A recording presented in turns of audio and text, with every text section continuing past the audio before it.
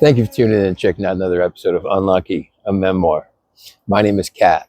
Everyone is a story. This one just happens to be mine. Welcome back. Another week down. So I've been contemplating this one.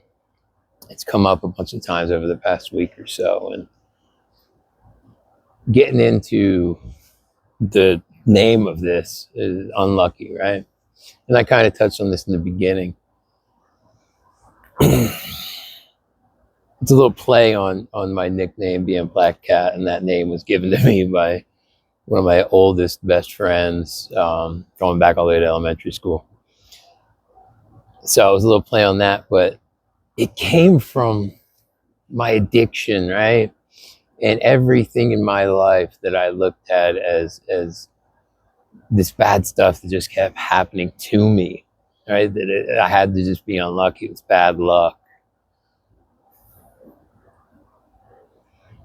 And then, like, getting to this point in my life, turning things around and doing so much better than I was,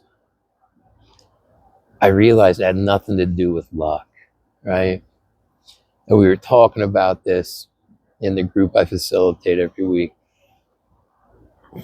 It's choices, right? We all make choices. And I made poor decisions and poor choices that put me into situations. And that's not to say that bad things don't happen to people that you have no control over. Bad things happen in my life I had no control over. Like, I had no control over my mom leaving when I was a child, and growing up the way I did, I had no choice in the way I was raised or the abandonment issues that came from that and everything else that moving forward, right? And I think we talked about this on a previous episode, right? Yeah, the world sucks, man. Bad things happen. And it's okay to sit and feel that for a moment. But suffering is another choice. How I respond to what happens to me in the world is my choice. I can sit there and dwell on it saying it's bad luck, that I've been dealt a bad hand, however you want to look at it, right? And maybe I was dealt a bad hand, but I guess it comes down to how you play it, right? Like the choices you make and how you respond to these things that happen in your life. I responded poorly in the past. I tended to react more.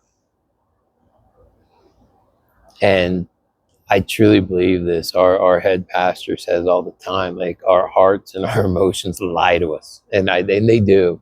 They tell us that we need to respond in this way. We have to react to this. When hindsight is 2020, looking back on the way I acted in different scenarios, right? I probably wouldn't have acted that way if I took a breath, took a beat, sat in that feeling for a moment, and like developed a thought and acted on it instead of reacting to it. So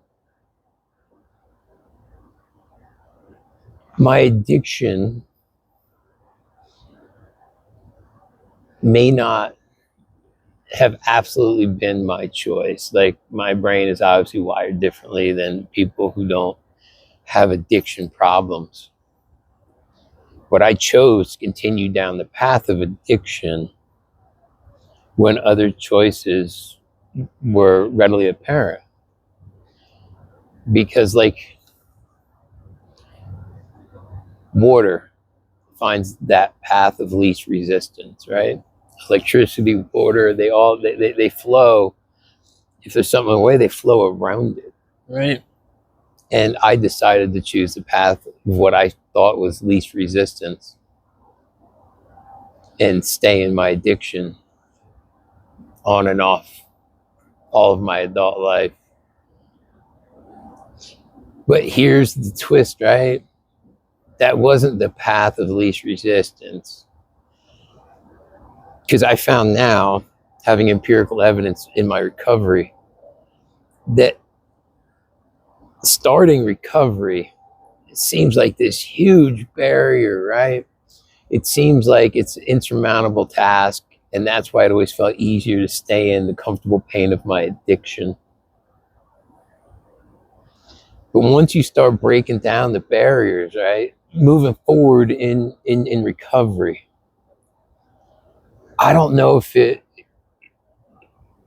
how much easier it becomes, or if you just become more accustomed to moving in those waters. I know my addiction was a slow, painful, drawn out death.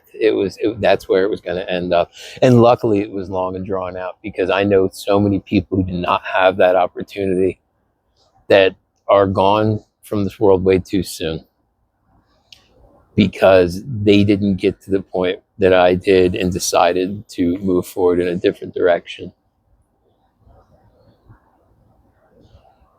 But thankfully, I hit that place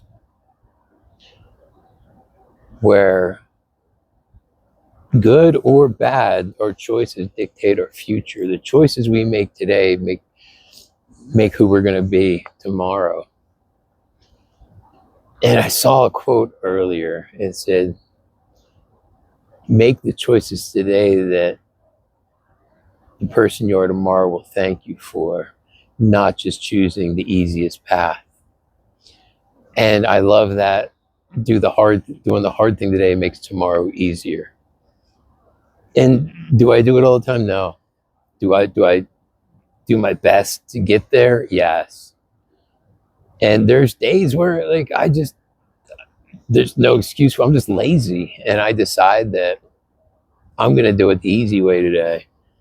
And it's never as rewarding. There's always some form of guilt, shame, remorse, something that comes with that, right? Instead of pushing through that tough moment and making the hard decision, I end up feeling it later. And luckily it's all it is feeling a certain way later.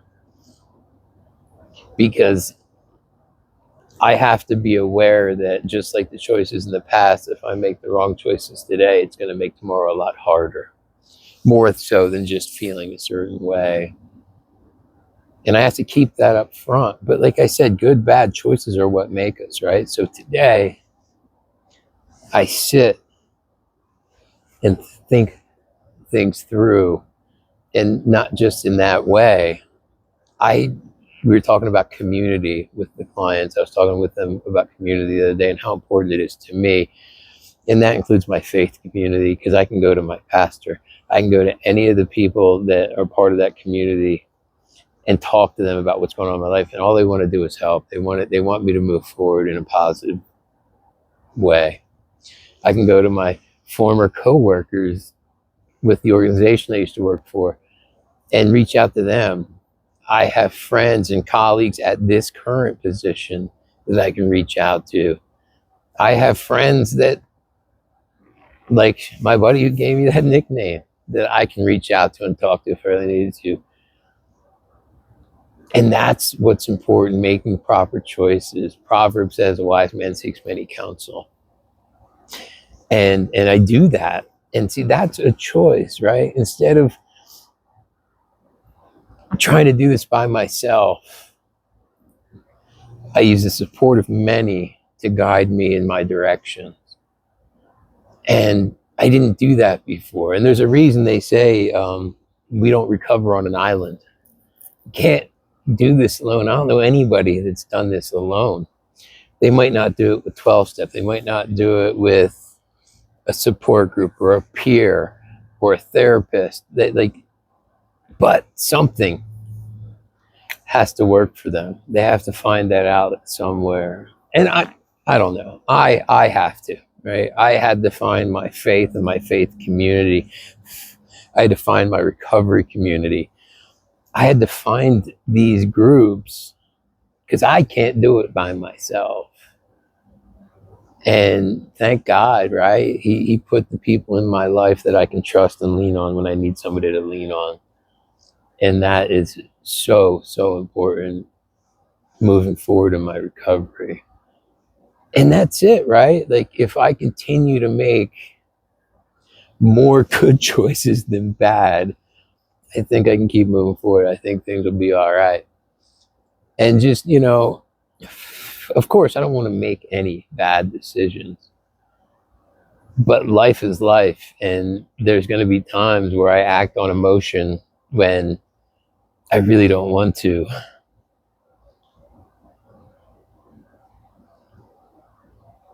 So today I choose to make good decisions and good choices. And God keeps smiling on my life. And I move forward and try to be the best person I can.